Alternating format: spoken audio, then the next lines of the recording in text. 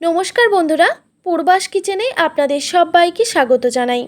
বন্ধুরা, আজকে আমি ঝিঙে, আলু আর ছোলার ডাল দিয়ে একটি সম্পূর্ণ নিরামিষ রেসিপি আপনাদের সঙ্গে শেয়ার করব, যেটা আপনারা যে কোনো নিরামিষ দিনেই বানিয়ে নিতে পারবেন। আর এই রেসিপিটা ভাত, রুটি, পরোটা সব কিছুর সঙ্গেই পরিবেশন করতে পারবেন।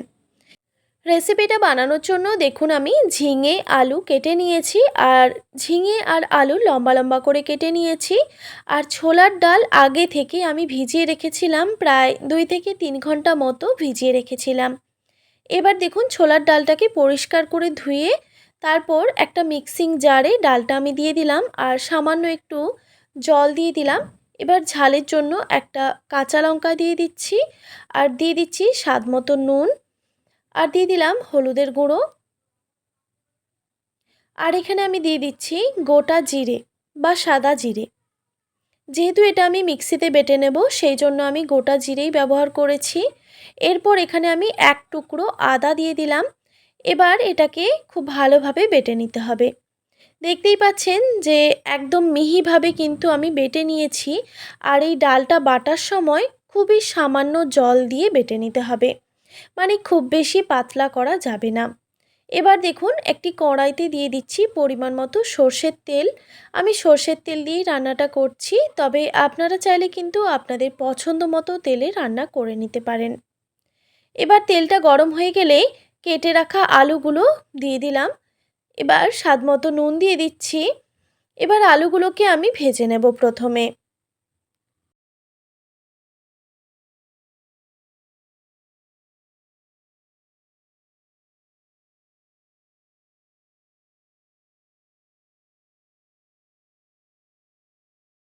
দেখুন আলুগুলো বেশ লাল লাল করে আমি ভেজে নিয়েছি। এবার আমি আলুগুলোকে তুলে নিচ্ছি। এবার আমি ছোলার ডালের বড়াগুলোকে ভেজে নেব। গ্যাসের ফ্লেমটা লো টু মিডিয়ামে রেখে বড়াগুলোকে ভেজে নিতে হবে।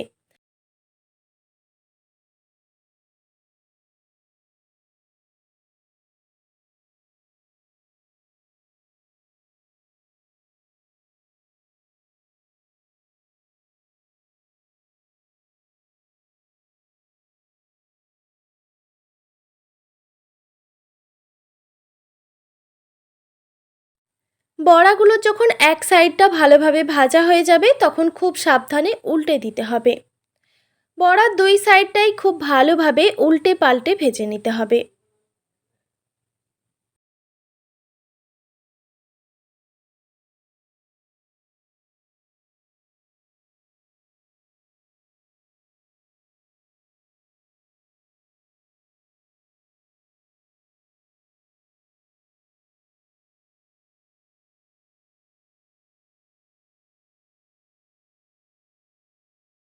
দেখতেই পাচ্ছেন বন্ধুরা যে বড়াগুলো কিন্তু ভাজা হয়ে গেছে। এর থেকে আর বেশি ভাজবো না। দেখতেই পাচ্ছেন বড়ার মধ্যে কিন্তু কালার চলে এসেছে। এবার আমি বড়াগুলোকে কড়াই থেকে তুলে নিচ্ছি।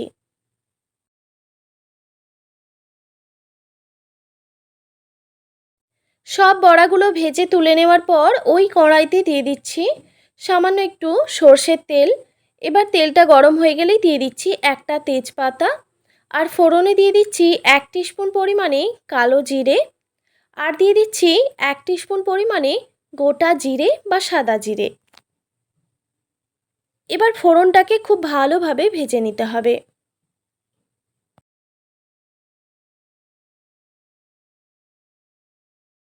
ফোড়নটা খুব ভালোভাবে ভাজা হয়ে গেলে এখানে আমি দিয়ে দিচ্ছি 1 টেবিল চামচ পরিমাণে আদা বাটা।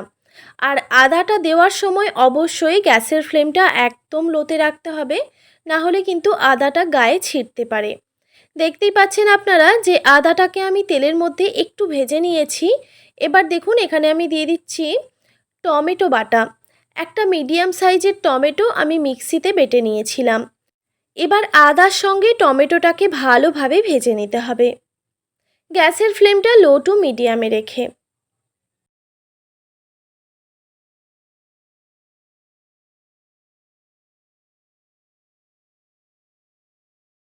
গ্যাসের ফ্লেমটা লো টু মিডিয়ামে রেখে আমি মশলাটা খুব ভালোভাবে কষিয়ে নিয়েছি। দেখুন টমেটো আর আদা ভালোভাবে ভাজা হয়ে গেছে। এবার এখানে আমি গুঁড়ো মশলা অ্যাড করছি। দিয়ে দিচ্ছি পরিমাণ মতো নুন, আর দিয়ে দিচ্ছি পরিমাণ মতো হলুদের গুঁড়ো, আর সামান্য একটু লঙ্কার গুঁড়ো। এটা আমি ঝালের জন্য ব্যবহার করেছি, তবে আপনারা কিন্তু ঝালের পরিমাণটা কমিয়ে কিংবা বাড়িয়ে দিতে পারেন। এবার এখানে আমি দিয়ে দিচ্ছি সামান্য একটু জিরে গুঁড়ো। এখানে কিন্তু আর কোনো রকম মশলাই আমি ব্যবহার করব না। এবার এখানে দিয়ে দিচ্ছি সামান্য একটু জল। এবার সামান্য জল দিয়েই এই মশলাটাকে খুব ভালোভাবে কষিয়ে নিতে হবে, গ্যাসের ফ্লেমটা লো টু মিডিয়ামে রেখে।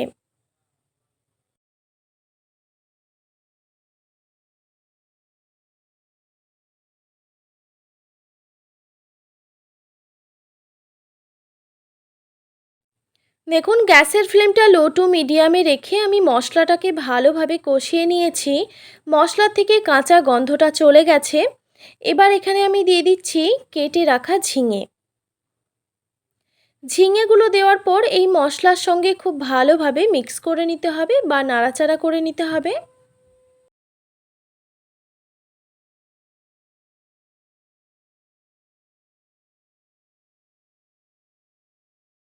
খুব ভালোভাবে মিক্স করা হয়ে গেলে এখানে আমি ভেজে রাখা আলুগুলোও দিয়ে দিচ্ছি। আলুগুলো যেহেতু সেদ্ধ হয়নি, শুধুমাত্র একটু ভেজে নিয়েছিলাম, তাই আলুগুলো এই সময় অবশ্যই দিয়ে দিতে হবে। তারপর দেখুন, এই ঝিঙের সঙ্গে খুব ভালোভাবে কষিয়ে নিতে হবে।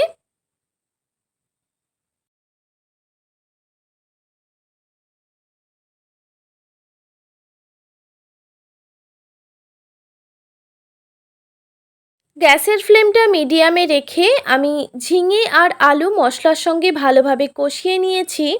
এবার এখানে আমি পরিমাণ মতো জল দিয়ে দিচ্ছি। আমি এখানে 2 বাটি পরিমাণে জল দিয়ে দিচ্ছি, এইরকম একটা ছোট বাটির মাপ করে। আপনারা আপনাদের আন্দাজ মতো জলটা ব্যবহার করবেন।